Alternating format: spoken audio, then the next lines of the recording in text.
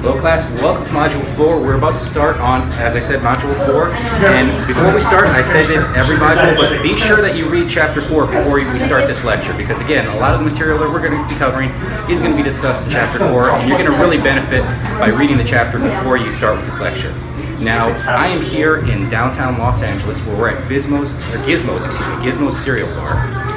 Gizmo's Cereal Bar is a really unique place because, quite frankly, it's a restaurant here in downtown where you can get a bowl of cereal. And I'm not just talking about any bowl of cereal.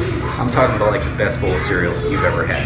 Now with that being said, I have never actually tried this place before. I've never actually been into a cereal bar before.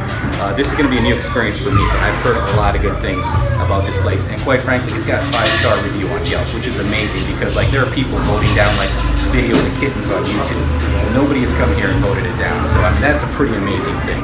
But I'm really excited about this, and I thought this was a good segue into today's lecture because, quite frankly, we're going to be talking about a famous situation involving a class action suit, and we're going to have a problem here later in this module, which is going to talk about a class action suit involving, of all things, cereal. Our good friend Jack Murphy, the CEO of Super Mega Mart, has a little bit of an issue. A class action lawsuit is going to be filed against him. And you, as attorneys for that firm, are going to have to decide what is the best course of action for Mr. Murphy and for our client, Super Mega Mart, as it comes to this class action lawsuit. But first, let's go ahead and grab a bowl of cereal because the cereal here, like I said, I'm told this is supposed to be really good, and it's going to be a lot better than the cereal we hear about in this this module. So I've got the menu here. And who would you recommend? You like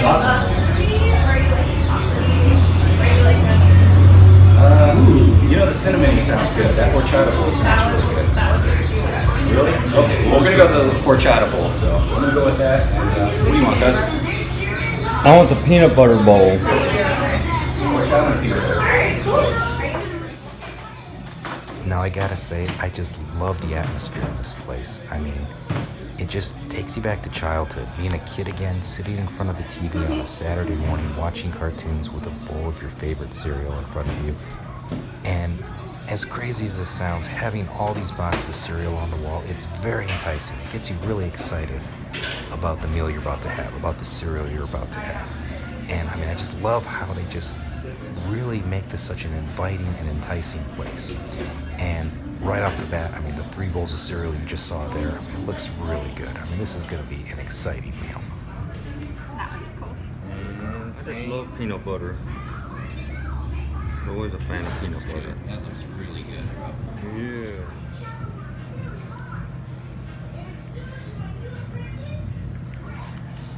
That's good. Enjoy. Ready? Okay, class, I just ordered the horchata bowl here at Gizmo's Cereal Bar, and I gotta say, right off the bat, Cinnamon Toast Crunch is like my favorite cereal, so this is gonna be really good. And horchata is like my favorite drink, so this is gonna be like colliding of worlds, but I think this is gonna be really good. Now, I mean, the amount of attention to detail and the amount of work put into this simple bowl of cereal was just over the top. That in itself made this whole experience worth it. But as you can see here, this looks like one heck of a bowl of cereal. This looks like an amazing bowl of cereal, and I'm gonna try it here and let you know how good it is. I spilled some milk on the table, unfortunately, but that's okay. I'm sure that happens all the time. It's got whipped cream and Cinnamon Toast Crunch, and it looks like peanut butter Rice Krispies. I'm not sure. I'll have to get the menu and take a look. Wow.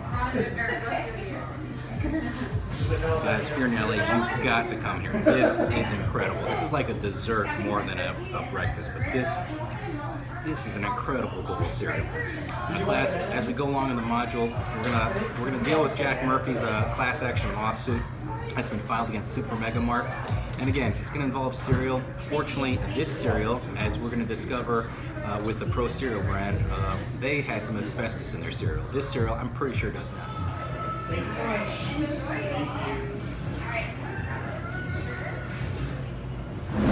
Class, we just left Gizmo's Cereal Bar. That was an amazing experience. And again, if you're here in downtown LA, I strongly recommend you stop off at Gizmo's Cereal Bar because I'm going to be honest, that was arguably the best bowl of cereal I have ever had in my entire life.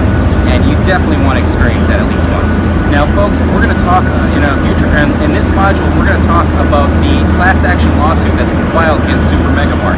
Now, with that being said, class, be sure to keep in mind on page 77 in particular, page 77 of chapter 4, which talks about the requirements to file a class action lawsuit.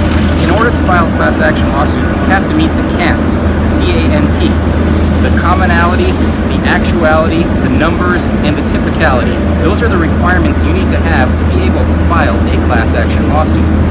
One of the cases that I will talk about, now that we're on the subject of cereal, is a lawsuit that was filed against a cereal manufacturer.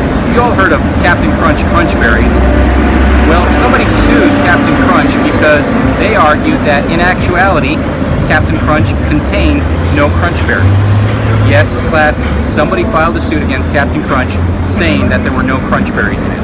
The court made a noticeable distinction there by noting that there are no such things as crunch berries, and the case was thrown out. But it just goes to show, first of all, how easy it is to be involved in litigation, and how you do need to have the 4 cans, because imagine everybody who ever had Captain Crunch Crunchberry being pulled into this class action lawsuit, or being offered to an opportunity to be involved in this class action lawsuit.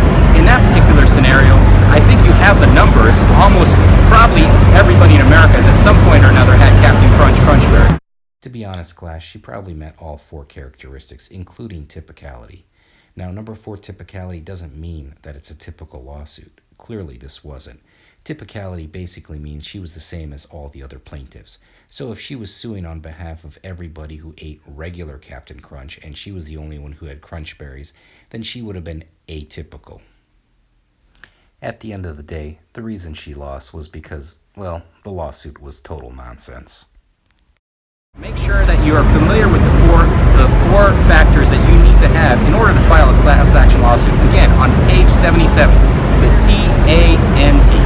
Class, I hope you guys enjoyed this module or this video lecture so far. Be sure to finish your assignments here. And again, on class discussions